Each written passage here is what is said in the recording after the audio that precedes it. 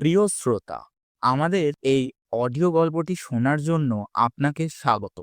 গল্পের সম্পূর্ণ অভিজ্ঞতা এবং প্রতিটি সূক্ষ্ম শব্দের উপভোগ করার জন্য আমরা আপনাকে হেডফোন ব্যবহার করার জন্য অনুরোধ করছি।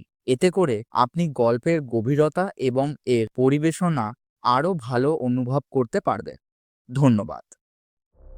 হ্যালো এভরিওয়ান, প্রত্যেক সপ্তাহের মতো আমি ফ্যান্টম নিয়ে চলে এসেছি আরও একটি ভৌতিক গল্প নিয়ে আপনাদের জন্য। আজকের গল্পের নাম হলো লোকটা কে ছিল। গত পর্বে এ কাহিনীর সূত্র সম্পর্কে অনিচ্ছাকৃত ভুল তথ্য দেওয়া হয়েছিল। এ কাহিনীটি প্রকৃতপক্ষে 2 কলম কিশোর গল্প সংকলনে প্রকাশিত হয়েছিল। গল্পটি লিখেছেন সৃজিত মিত্র এবং প্রত্যেকবারের মতো এবারেও বলে রাখি, গল্পের সাথে বাস্তবের যদি কোনো মিল থেকে থাকে সেটি সম্পূর্ণ অনিচ্ছাকৃত এবং এটি কোইন্সিডেন্স। আমরা সন্দেহের ছায়া কোনো রকম সুপারস্টিশন বা প্যারানর্মাল অ্যাক্টিভিটিকে প্রাধান্য দিই না।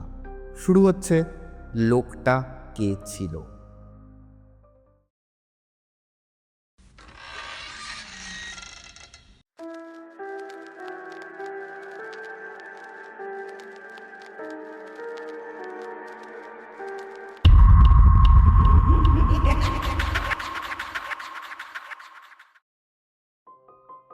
অগত্যা 2 বোনে ঘরটায় ঢুকল। এ ঘরটা পুরো ফাঁকা, কোনো আসবাবপত্র নেই, কিন্তু ভীষণ নোংরা, ধুলো বালি পোকামাকড়ে ভর্তি। বিশ্রী ভ্যাপসা গন্ধ, গা গুলিয়ে উঠল দুজনের। মেঝেতে পা রাখতেই ধুলোয় পা ডুবে গেল, নাকে মুখে মাকড়সার জাল জড়িয়ে গেল। লোকটা দরজা বন্ধ করে বাইরে থেকে শেকল তুলে দিল, তারপর বলল, থাক এখানে আটকে, বাচ্চা মেয়ে বলে প্রাণে মারলাম না। আমাদের আটকে রেখে পার পেয়ে যাবেন ভেবেছেন? আপনি জানেন আমাদের কাকা পুলিশ ইন্সপেক্টর পুলক চৌধুরী, নাম শুনেছেন? আমাদের খোঁজে ঠিক চলে আসবেন এখানে উইথ ফোর্স। তখন কি করবেন আপনি? ইন্সপেক্টর পুলক চৌধুরী, প্রকৃত নাম পুলকেশ চৌধুরীকে কাকা বলল বটে অনিতা, কিন্তু তিনি তার নিজের কাকা তো নয়। কোনো রকম আত্মীয়তাও তার নেই তাদের সঙ্গে। তবে ভদ্রলোক বালিগঞ্জ থানার ওসি এবং সতীরানীর সঙ্গে তার বন্ধুত্বের সম্পর্ক। অনিতা, রঞ্জন আর মালাকে খুব স্নেহ করেন পুলকবাবু। তারা তাকে পুলক কাকু বলেই ডাকে। কে জানে কার কথা বলছিস তোরা? ওর কত পুরক চৌধুরী আছে, সবাইকে কি চিনে রেখেছি নাকি আমি? তা সে যখন আসবে তখন হাসবে। এলে তোরা বেঁচে যাবি, আর না হলে এ ঘরে পচে মরবি। আরে আপনিও তো ধরা পড়বেন মশাই। আরে আমাকে পেলে তো, আমি তো একটু পরেই পগার পর। বীরু আসছে, ও এলেই আমি পালাবো। কলকাতা ছেড়ে অনেক অনেক দূরে পালিয়ে যাব আমরা। তোরা পড়ে থাকবি এখানে। দরজার খিলটা তো আর ভেঙে ফেলেছিস, তা কি কুছ পরোয়া নেই। এ ঘরের খিলটা তো আছে। ভাগ্যি সে বাড়িটার সব ঘরে দুদিক খোলা খিল। কণ্ঠস্বর ক্রমশ আস্তে হতে হতে মিলিয়ে গেল। তার মানে লোকটা ঘরের সামনে থেকে চলে গেছে। অনিতা আর মালা পরস্পরের হাত ধরে দাঁড়িয়ে রইল। ঘরে কোনো আলো নেই, গাঢ় অন্ধকার, এতটাই গাঢ় যে নিজেদের হাত পাও দেখা যাচ্ছে না। অন্ধকারের মধ্যে দুজনে ঠাঁই দাঁড়িয়েই রইল।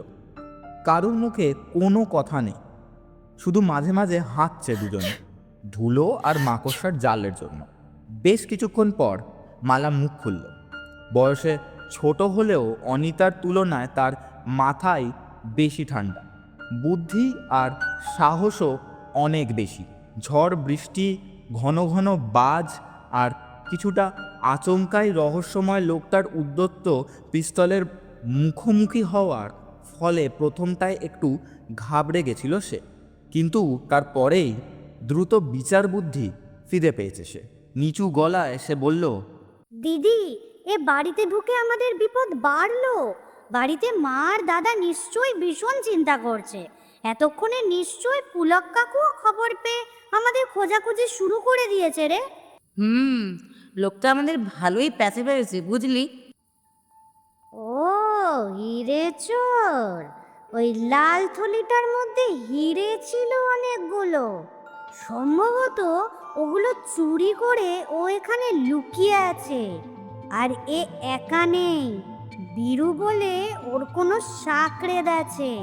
কোনো কারণে সে এখন বাইরে গেছে, নিশ্চয়ই পালাবার বন্দোবস্ত করতে।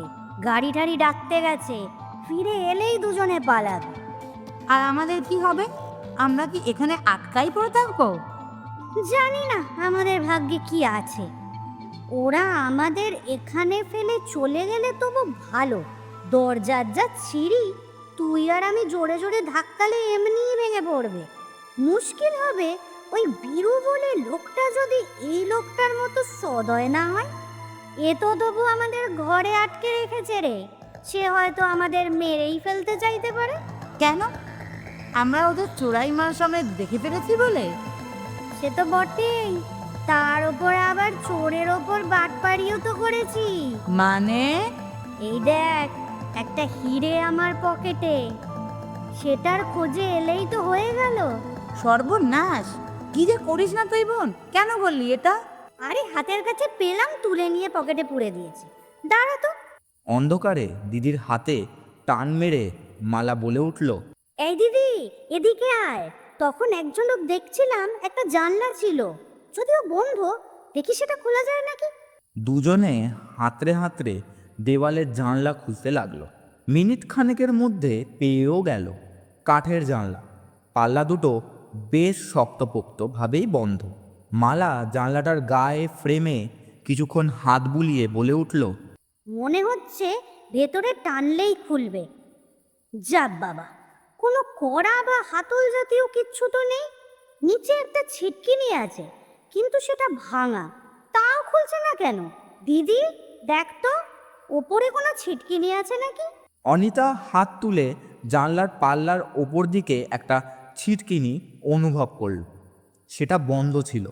খুলে ফেলতেই মালার হাতের টানে জানলার পাল্লা দুটো খুলে গেল। সঙ্গে সঙ্গে চাঁদের আলো এসে ঘরের অন্ধকার অনেকটাই দূর করে দিল। খোলা হাওয়া ভেতরে আসায় ঘরের দম বন্ধ করা পরিস্থিতিও খানিকটা কাটল। স্বস্তির নিঃশ্বাস ফেলল দুই বোন। দুর্যোগ থেমেছে, কিন্তু তাদের বিপদ কাটেনি। পালাবার উপায় বের করতেই হবে। দরজার বাইরে থেকে শেকল তুলে বন্ধ, তাই দুজনে জানলাটা নিয়েই পড়ল।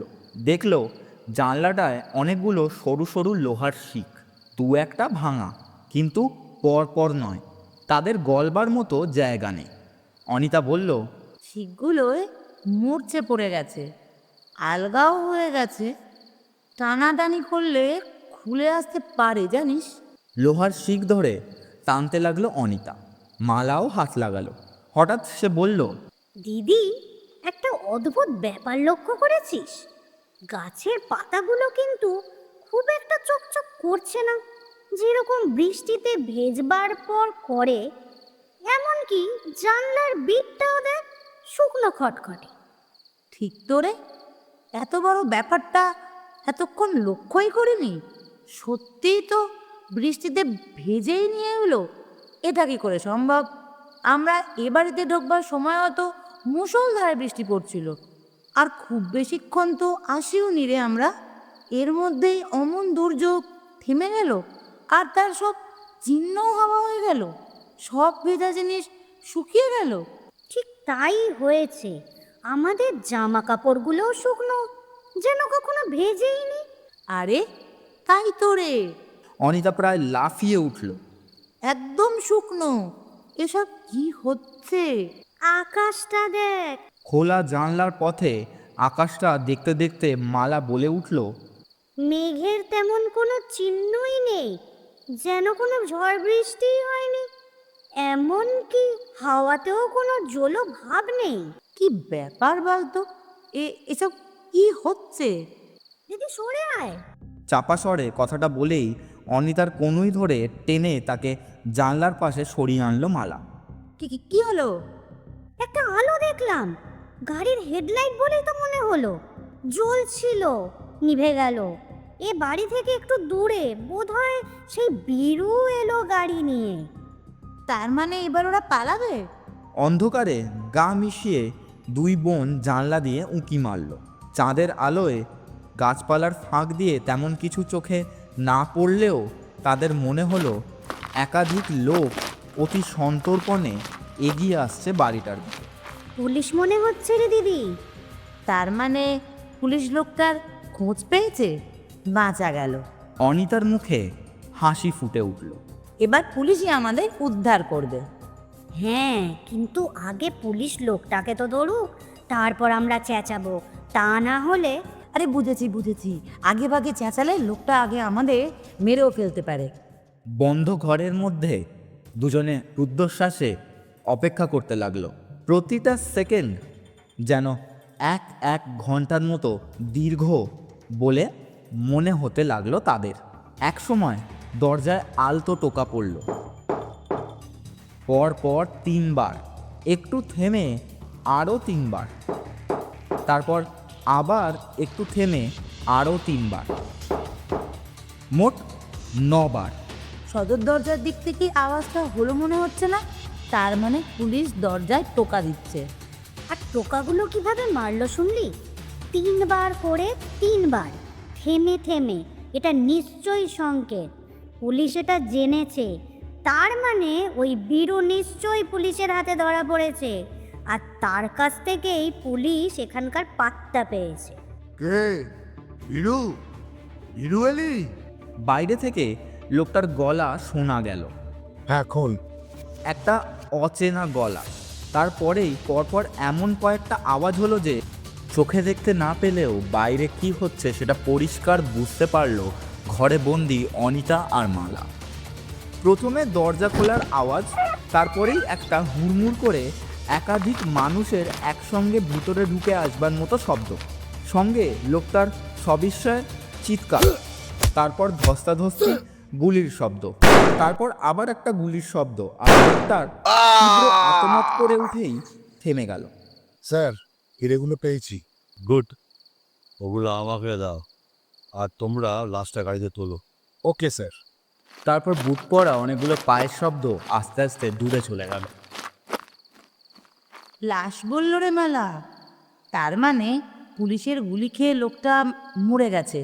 এবার আমরা চেঁচিয়ে পুলিশকে ডাকতে পারি, কি বল? সব তো ঠিকঠাকই আছে বলে মনে হচ্ছে। এবার চলো তাহলে। আমাদের বাঁচান, আমরা এখানে আছি। আমরা এ ঘরে আটকে আছি, আমাদের বার করুন। কিন্তু তাদের চিৎকার ব্যর্থ গেল, কেউই এলো না। বুটের শব্দ ক্রমশ ক্ষীণ হতে লাগলো, তারপর একসময় মিলিয়ে গেল। দুই বোন অবাক হয়ে গেল। তারা আরও অবাক হলো যখন খোলা জানলা পথে গাছপালার ফাঁক দিয়ে দেখলো কয়েকজন মিলে কারুর দেহ চ্যাংদোলা করে নিয়ে যাচ্ছে। তারপর আরও 2জন লোক আগের দুটো লোকের পথেই চলে গেল। তারপর গাড়িটার হেডলাইট আবার জ্বলে উঠল, গাড়িটা ব্যাক করে চলে গেল।